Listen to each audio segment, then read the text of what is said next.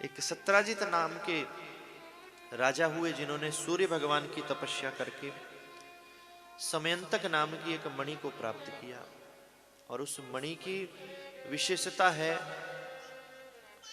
कि वह 8 भार सोना रोज उत्पन्न करती है। 8 भार मतलब लगभग 2 कुंटल सोना। तो भगवान श्री कृष्ण को पता चला कि इसके पास वह मणि है। तो सत्राजित से कहा कि तुम यह मणि हमें दे दो, इतने सोने का तुम करोगे क्या? बदले में जो भी तुम्हें चाहिए ले लो, और इससे जो सोना उत्पन्न होगा उससे हम प्रजा की मदद करेंगे, गरीबों की हेल्प हो जाएगी। मना कर दिया। भगवान ने कहा भाई तुम्हारी चीज है, हम ज्यादा नहीं कह सकते तुमसे। सत्राजित मणि लेकर वहां से चले गए। और यह कथा इसलिए महत्वपूर्ण है, और कोई कथा हम देखो 16,108 विवाहों की संपूर्ण सुन पाए या ना सुन पाए, लेकिन यह भगवान के तीसरे विवाह की कथा है।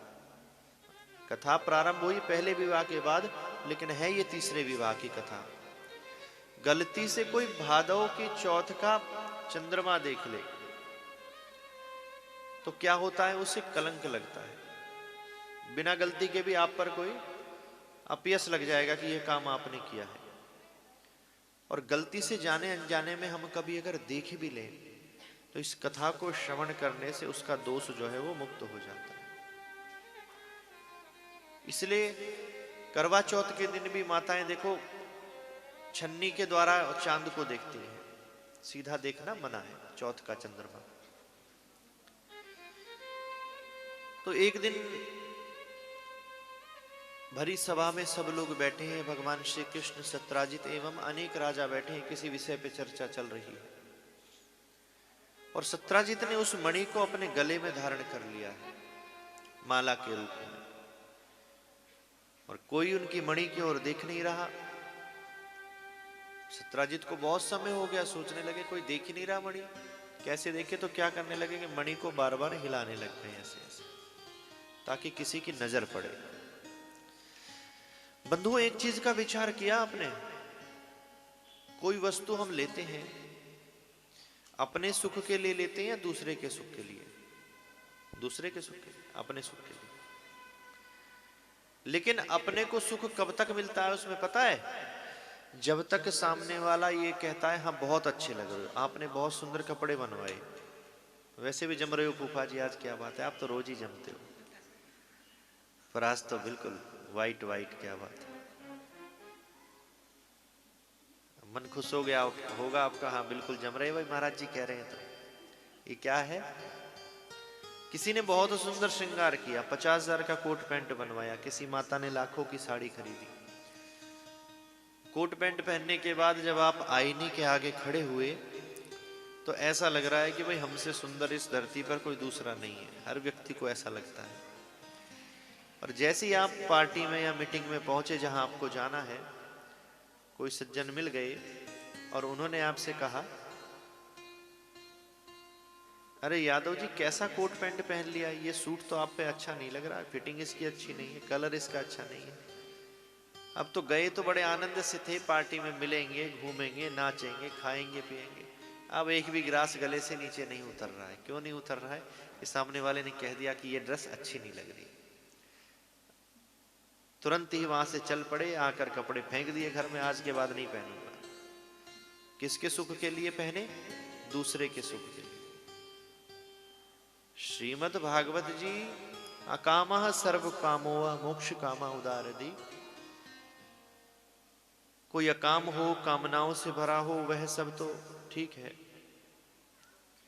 लेकिन वस्तु का सुख भोगना है तो इच्छा की निवृत्ति बहुत जरूरी है। मैं ये नहीं कह रहा कि आप विरक्त हो जाएं, कोई वस्तु का उपयोग ना करें, बढ़िया कपड़ा ना पहने, बढ़िया गाड़ी में ना घूमें, लेकिन इन सब का सुख कब भोग सकते हो? जब इच्छा की निवृत्ति हो जाए। तो श्रीमद् भागवत जी इच्छा की निवृत्ति भी करती है कि जो चीज आपके पास है, जो मोबाइल आपके पास है, जो गाड़ी आपके पास है, पहले आप जी भर के उसका सुख भोग लो, तब दूसरी पसंद आए आपको। अभी क्या हुआ कि लेकर आए चीज और सामने वाला हमसे बढ़िया ले आया, अब अपनी नई चीज में भी स्वाद नहीं आ रहा, उसी की चीज हम बार बार देख रहे हैं। तो सार्थकता, इच्छा पूरी तो होगी होगी, लेकिन इच्छा की निवृत्ति भी जरूरी है।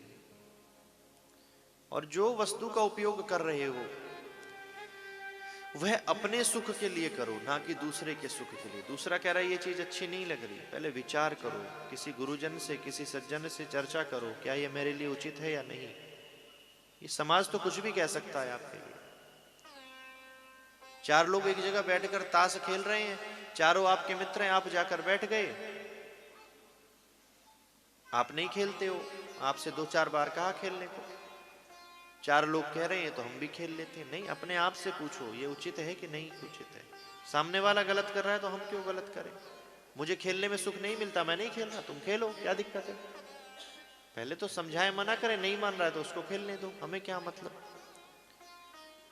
लेकिन वस्तु का उपयोग अपने सुख के लिए। तीर्थ यात्रा पे लोग जाते हैं, देखो जब राजा परीक्षित को शाप मिला ना, तो राजगद्दी को छोड़ा, पुत्र को बैठाया, और एक राजा की जीवन शैली आप जानते ही हैं सब, कितनी सुविधा, एक गिलास पानी भी हाथ में नहीं लेना पड़ता, सब अपने आप मिलता है समय पर। लेकिन जब मृत्यु की सूचना मिली और घर छोड़कर चले, श्वेत वस्त्र धारण कर लिए और एक लोटा जल का भी साथ नहीं ले गए। आगे व्यवस्था अपने आप हो जाएगी जैसी ठाकुर जी करेंगे। तो एक राजा के जीवन से हमें ये शिक्षा लेनी चाहिए कि जब वह वन में जा रहा है तो अपने संग कुछ नहीं ले जा रहा। जो व्यक्ति इतनी सुख सुविधाओं में 24 घंटे रहता हो, वो आज अपने संग कुछ भी नहीं लेकर जा रहा है। इसी प्रकार से जब हम भी तीर्थ यात्रा में जाएं, कहीं भी जाएं, तो उतने ही जोड़ी वस्त्र लेकर जाएं जितनी आवश्यकता है। ऐसे कपड़े लेकर जाएं जिसमें हमें सुख मिले, जिसमें हम शांति से चल सकें, शांति से बैठ सकें। लेकिन 7 दिन की यात्रा है और 21 जोड़ी कपड़े पैक हो गए। कैसे हो गए? ये सुबह दर्शन करने की है, दोपहर में होटल में आराम करने की है, ये शाम को हम पहनकर दर्शन करेंगे, ये नाइट सूट हम रात को पहनकर सोएंगे। अब 7 दिन आप तीर्थ यात्रा करने तो गए हो, लेकिन 7 दिन में 6 घंटे रोज का समय आपका कपड़े तहाने में और गिरने में और सुखाने में लगता है, कहीं एक आध कम ना हो जाए। क्या जरूरत है इतना झमेला करने की। सहज वस्तु का उपयोग करें जिसमें हमें सुख मिले। तो महंगी घड़ी लोग खरीद लेते हैं किसके सुख के लिए? सामने वाले के लिए। एक बार टाइम ही तो देखना है। या चलो आप खरीद रहे हो तो अपेक्षा मत करो सामने वाला कहेगा अच्छी लग रही है या नहीं लग रही है। लेकिन जब तक किसी ने कहा नहीं कि हाथ में 1.5 लाख की घड़ी पहन रखी है, तब तक उस घड़ी के पैसे कैसे वसूल होंगे? ऐसी मानसिकता हमने बना ली। अरे भैया घड़ी तो बहुत अच्छी है आपकी, रोलैंड की, रेडो की। अपने सुख के लिए ली है कि दूसरे के सुख के लिए? इसलिए इस मानसिकता को बदलें। हमें सुख मिल रहा है ना, बस बढ़िया है, कोई कुछ भी कहे, कहने दो, क्या फर्क पड़ता है। तो सत्राजित जो है बार बार जो है माला को हिलाएं। एक बार एक माता ने कुछ आभूषण बनवाए।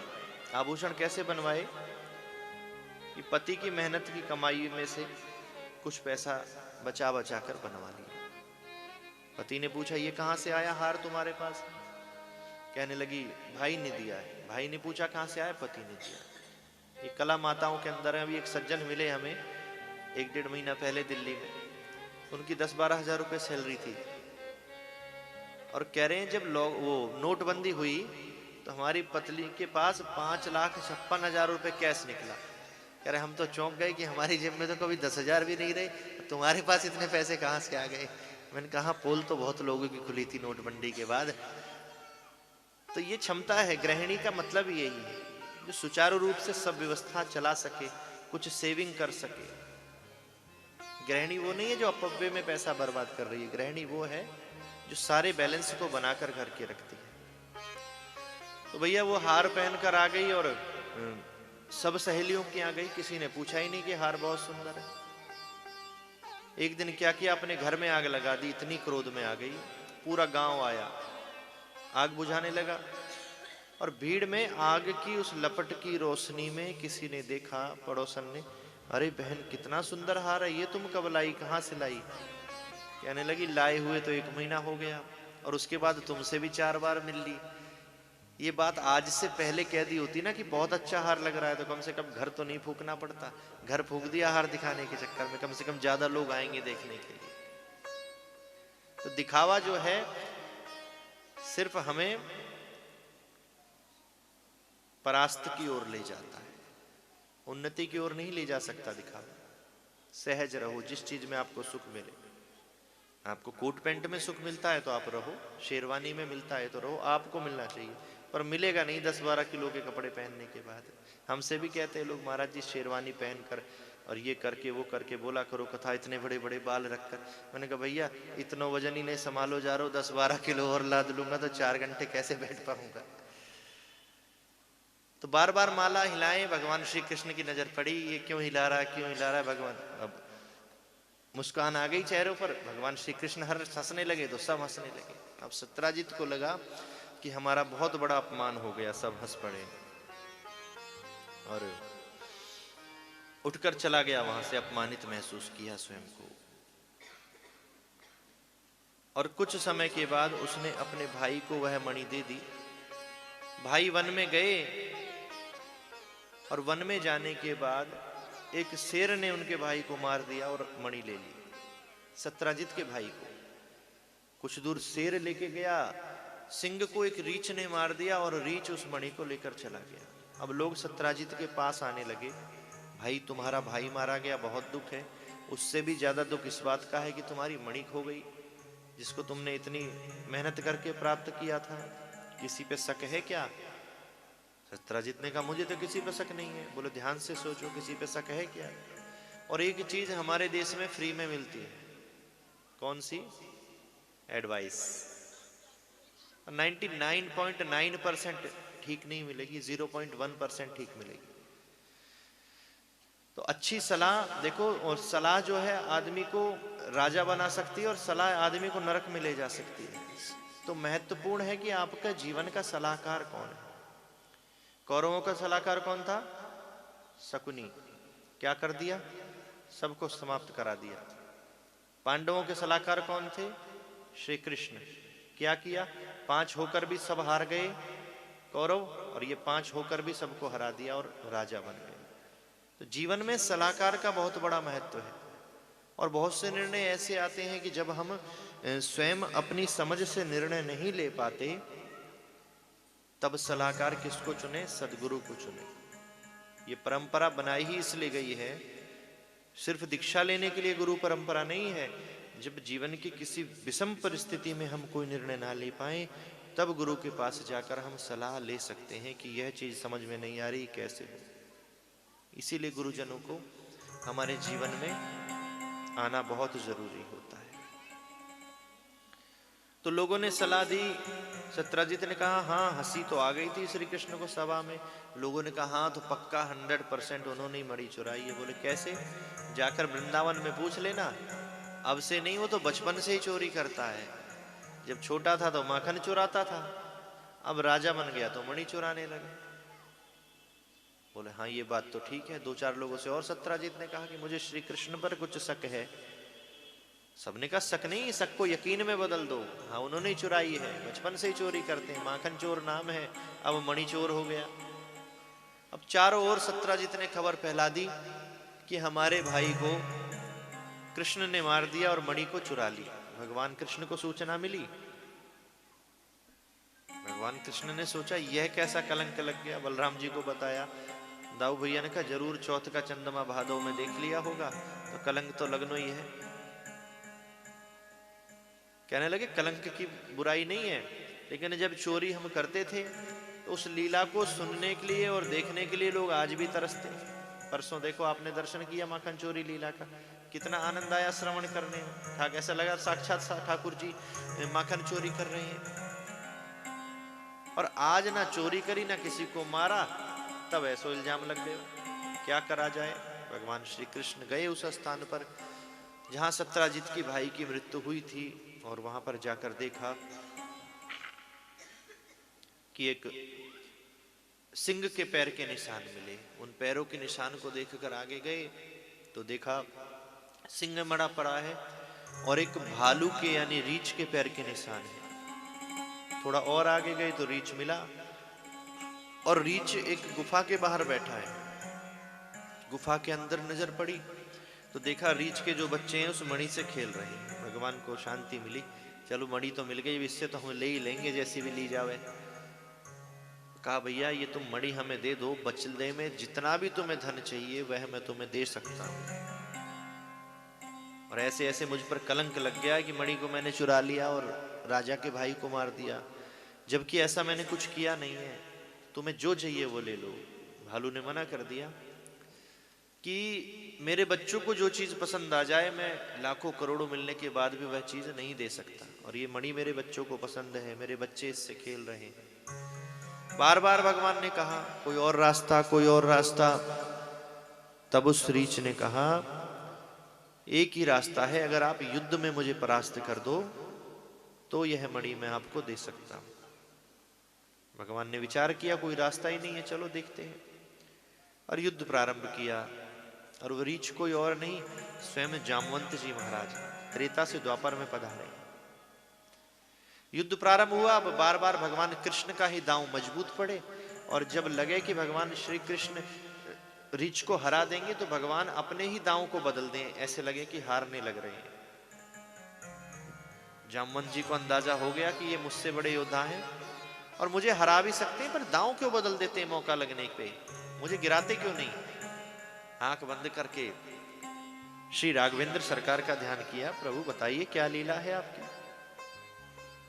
तो भगवान श्री कृष्ण में ही श्री राघवेंद्र सरकार के दर्शन हो गए। राम कृष्ण दो एक हैं, अंतर नहीं निमेष, दोनों एक हैं। चरणों में गिर गए, प्रभु ये क्या अपराध आपने मुझसे करा दिया, आपने बताया नहीं, आप स्वयं आए हैं, मैं आपसे युद्ध करने की जरूरत कर उठा। भगवान ने कहा ये तो करना ही था। बोले क्यों? कहने लगे जब हम रावण को मार के आए तो तुम उदास थे और सब खुश थे। मैंने कहा बात है जामवंत जी, कैसे उदास हो? तो आपने कहा कि रावण से मैं युद्ध करना चाह रहा था, ये इच्छा अधूरी रह गई। भगवान ने कहा कि कोई बात नहीं, आपके बराबर के योद्धा से हम आपका युद्ध कराएंगे। पूरे द्वापर में मैंने देख लिया, त्रेता के बाद कोई योद्धा नहीं मिला, तब मुझे ही योद्धा बनकर आना पड़ा और आपको संतुष्ट करना पड़ा। चरणों में गिर गए जामवंत जी। भगवान ने कहा, कहने लगे क्षमा करो। भगवान ने कहा क्षमा उमा तो दूर की बात, तुम मणि दे दो किसी तरह।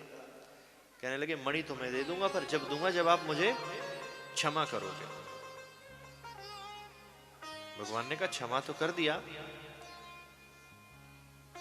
अब मणि दे दो। बोले ऐसे कैसे मानूं मैं, क्षमा कर दिया। बोले फिर कैसे मानोगे? जब तक आप मेरी पुत्री से विवाह नहीं करोगे तब तक मैं मानूंगा नहीं कि आपने मुझे क्षमा किया। कौन सी योनि है? पशु योनि, पशुओं में भी भालू की योनि। भगवान ने कहा मेरा विवाह हो चुका है और घर में पुत्र ने भी जन्म ले लिया है, पुत्र का विवाह भी हो गया है, मैं कैसे तुमसे विवाह कर सकता हूं तुम्हारी पुत्री से? तो क्या कहने लगा कि मैं समझ गया आप क्यों नहीं विवाह कर रहे हो, क्योंकि हम एक तो पशु हैं और दूसरा गोरे नहीं है, काले हैं, ऐसे पशु हैं, इसलिए हम सुंदर नहीं है ना, कुरूप हैं, इसलिए हमारी कन्या को आपने स्वीकार कर रही। भगवान ने कहा कोई गोरा है, कोई काला है, कोई पशु है, कोई मनुष्य है, मुझे क्या फर्क पड़ता है, सबको मैंने ही तो बनाया है। एक पिता की 4 संतानें हैं, कोई गोरा है, कोई काला है, पिता कोई भेद थोड़ी करता है उसमें, उसके लिए तो सब बराबर है। तो ऐसा नहीं है कि हम पशुओं से कम प्रेम करते हैं और मनुष्यों से ज्यादा, गोरे लोगों से ज्यादा करते हैं, सांवरे लोगों से कम करते हैं। भगवान ने अपनी करुणा का परिचय देते हुए द्वितीय विवाह के रूप में जामवती जी को पत्नी के रूप में स्वीकार किया और उस मणि को लाकर सत्राजित को दे दिया। सत्राजित को पूरी लीला बताई, ऐसे ऐसे शेर ने तुम्हारे भाई को मारा था, मणि चुराकर रीछ को दे दी थी। सत्राजित को बड़ा कष्ट हुआ कि मैंने इतना बड़ा कलंक लगा दिया भगवान पर, इतना बड़ा इल्जाम लगाया, ऐसा पाप कैसे हो गया मुझसे।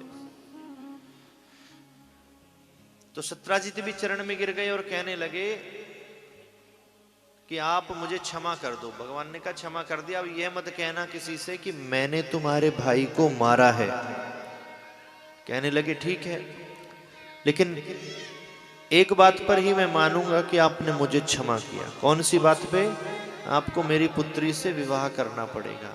भगवान ने कहा तुम्हारी मणि के चक्कर में एक विवाह हमें और करना पड़ गया है और तुम यह तीसरे के चक्कर में हमें और डाल रहे हो। बोले नहीं नहीं करना तो पड़ेगा। इस प्रकार से तीसरा विवाह सत्यभामा जी से भगवान का हुआ और दहेज के रूप में वह मणि सत्यराजित ने ठाकुर जी को भेंट करी।